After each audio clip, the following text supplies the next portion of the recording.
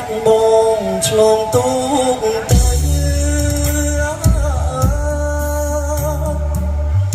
មិនធៀងញាថៃរាំងតែសងសាក្រមុំកំឡុងទឹកមុខរីករាយពីទូតាយាយចောင်းស៊ូសុខទុក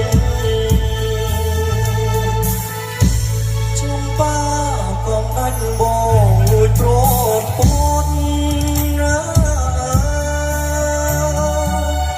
ទ្រូងបងស្ទើស្រុកទ្រូសំភោសំបោស្នោអាសាច់ណាទ្រូងបំព្រាពុំនាងនៅតែម្ដាយអូតណងធ្វើជាសាងសីរឿងខ្ញុំមកនឹងស្រីសូមកុំបរិយាយជួយលៀងឲ្យចិត្តកុំឲ្យខ្យល់ខ្យាយបើអ្នកនេះច្បាំង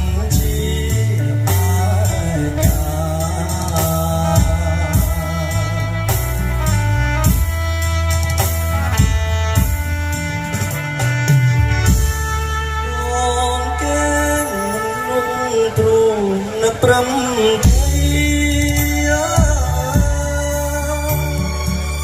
នៅតែស្រមៃឃើញលងយ៉ាងត្រាសូសៀងក្តាកៃស្រីក្បាញ់ត្រង់ណាបងអត់ទេសាថ្ងៃណាជុំ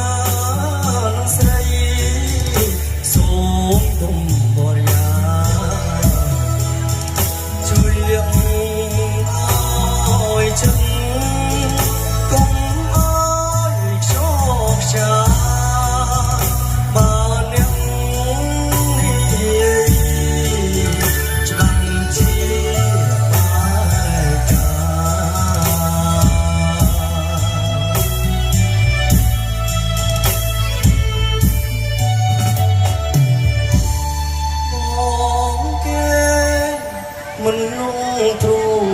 ព្រមព្រៃ